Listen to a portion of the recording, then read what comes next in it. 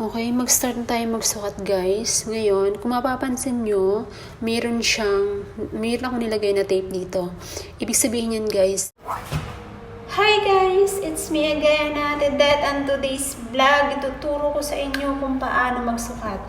Kagaya dun guys, sa sinabi ko.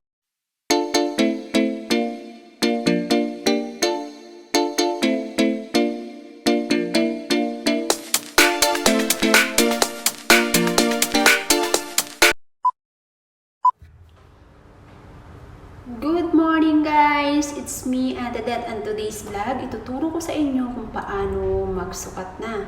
Dun sa unang video ko guys, sinabi ko doon na gagawa ako ng separate video tungkol sa pagsusukat. Okay, bago tayo mag-proceed guys sa pagsusukat, guys, i-share ko lang yung na-experience ko nung nag-apply ako ng quality control guys. So, nagpasa ko ng resume, tapos may nag-assist sa akin na isang babae, tapos binigyan niya ako ng measurement. Tapos meron siyang mga ipapagawa doon, ando naman nakasulat.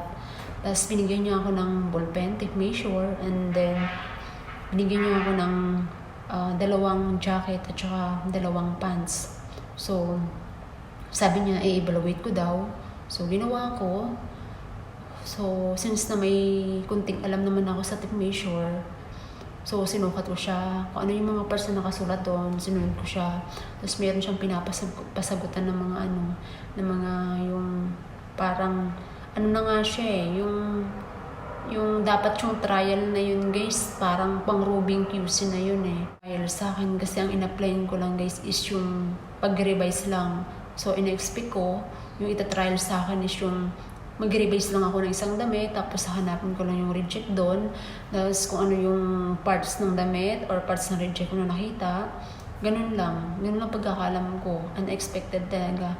Pero yung ipinatrial sa akin is yung pang-rubbing yung guys eh. Yung parang mag-rubbing ka sa isang linya, yung magpapatakbo ka ng isang linya, tapos isang QC na iikot, yun yung rubbing, yun yung trial na pinatrial sa akin. Pero hindi ko in-expect guys na makakapasa ako, pero thank you Lord at nakapasa naman. Kasi pag uwi ko, kumbaga nakareceive ako ng text na mag-report daw ako bukas, tapos yung mag-process na ako ng mga requirements ko. So, very thankful ako guys. Kaya, alright. Guys, bago tayo mag-start magsukat, ituturo ko muna sa'yo yung mga parts ng damit, ng t-shirt. Okay. Ito guys yung neck, round neck. Ito yung shoulder seam. Ito yung armhole. Ito yung sleeve. At saka sleeve opening. Ito naman yung side seam. Tapos, bottom opening to. Tapos, ito yung guys, yung sa gilid sa loob. Ito yung curl label. Tapos, ito guys, yung main label niya. Okay. Ito guys, neck band Neck band siya to. Magkahiwalay itong ikinabit. Magkahiwalay. Guys, kung mapapansin nyo, meron ako nilagay na line dito na tape. Ito guys is imaginary line. Kasi para pag nagsukat tayo ng neck draft, doon tayo mag-start. Tapos, itapat natin doon yung neck width niya. Ito guys yung neck width niya. Itong dalawa na to, neck width dyan. Itatapat mo siya dyan pag tayo ay magsusukat na. Okay, let's start. Magsukat na tayo. Number 1 guys, step by step to guys para isahan. Ang una-unang measurement guys is, kukunin muna natin yung draft. Sa mga measurements guys, may nakalagay dyan kung ilan yung neck draft nya. Meron dyan 3/8, half, depende yun guys sa mga measurement. Ito yung sinasabi na neck draft. Ito yun. Neck. Okay, ito yung neck draft. Kailangang balance siya. Same dun sa kabila. Pag sinabi ng measurement na half lang din. Okay, sukatin muna natin half. half siya, kabilaan. Doon sa center sa seam. Saka tayo magsukat ng una. Ang unang susukatin natin guys is yung liquid. Ang pagsukat ng liquid guys ay ganyan lang siya. Okay, liquid, ganun. Hanggang dun sa edge lang. Hanggang dito lang sa edge. Okay. Tapos, ang second is yung center back draft. Center back neck draft. Yun. Kaya yun ang purpose ng imaginary line natin. Kasi doon tayo mag-start. Yung center back neck draft siya. Hanggang dun sa imaginary line natin. Hanggang dito sa edge ng back neck. Tapos, ang second ay yung center front draft. Tapos, number 3 ay yung length, body length niya. Center front length. Hanggang dun sa baba. Hanggang dito sa bottom. Ayan. Hanggang dyan guys. Hanggang sa edge ng bottom opening. Okay? Number 3. Tapos, ang number 4 guys, ang number 4 na measurement is yung bust. Sa measurement, pinakalagay dyan na down 1 inch. Mag-down ng 1 inch daw bago ang bust chest. Ibig sabihin, ito yon dito sa edge nito, mag-1 kayo, kabilaan doon, 1 din. Then, saka tayo magsukat ng bust. Kung ilan yun, titingnan. Number 6 guys, susukatin natin yung sleeve length. Okay, yun yung sleeve length. Tapos, ang opening niya, sukatin natin yung opening. Relax lang. Ganon. Relax lang.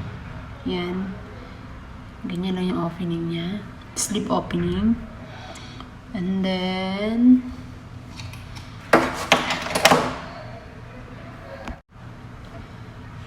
next guys is ang shoulder seam.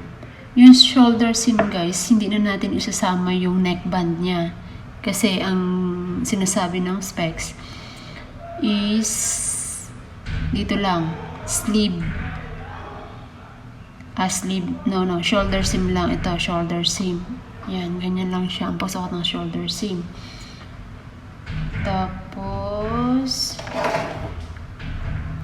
Tapos mayroon pa yun guys sa specs minsan na armhole depth. Ibig sabihin yung lalim daw ng armhole. Yung armhole depth niya daw, kung ilan. So, para makuha natin yung armhole depth niya guys, dito maggumawa tayo ng imaginary line na ganon. Okay, hanggang doon. Tapos, lagay tayo ng tape weights. Sa edge guys, para makuha natin yung armhole. Tapos, tatapat lang tayo doon. Ibabalance lang natin. Or, igaganon lang natin. Kung saan siya tumapat. Ganun lang siya guys. Oh. Okay, tumapat siya sa 7. Tumapat siya sa 758. 758. Okay naman guys, kahit gumawa tayo ng, kung meron tayong isang tape measure pa, gaganon lang natin. Ito yung armhole. Ay, ano pala siya guys? 7/3/4 pala ang armhole niya. Ganun lang. Ganun lang siya guys. Tapos, ang meron pa dyan guys na across front. Ibig sabihin, pag nagsukat tayo ng across front, mayroong placement yan. So, nakalagay dyan, halimbawa, across front placement is 5 inch. Okay? Magsukat tayo ng from dun sa edge ng 5. Ito na yung 5 inches. And then, sa kabilaan din, 5 inches din. Inside. 5 din. Okay, ito siya. Parang hindi. Okay. Saka tayo guys magsusukat ng across front niya. Ayun siya. Hanggang doon lang din sa seam ng armhole. Okay. Ganun lang. Padali guys. And then next is doon na tayo sa back. Sa back naman, ang kukuhanin natin dito lang guys is yung length. Length from doon hanggang dito. hanggang dun sa bottom. Hanggang dito sa bottom. Hanggang sa bottom, guys. Ayan, sa bottom. Sa edge lang dun. Tapos, balik tayo sa taas. Tapos, across shoulder. Across shoulder. Andito. Nandun sa edge. Hanggang dun lang. Sa edge din nun. Across back. Ayan. Okay. Meron pa pala guys. Ito, yung bottom opening din natin na sukat. Relax lang. Okay. Relax lang natin. Ito yung bottom opening niya. Ganun lang. Ganun lang siya guys. Mas maganda kung mayroon kayong hawak na measurement. Guys, kung may natutunan kayo sa video na to or na-inspire kayo, don't forget to subscribe, hit the notification bell to notify you on my next video.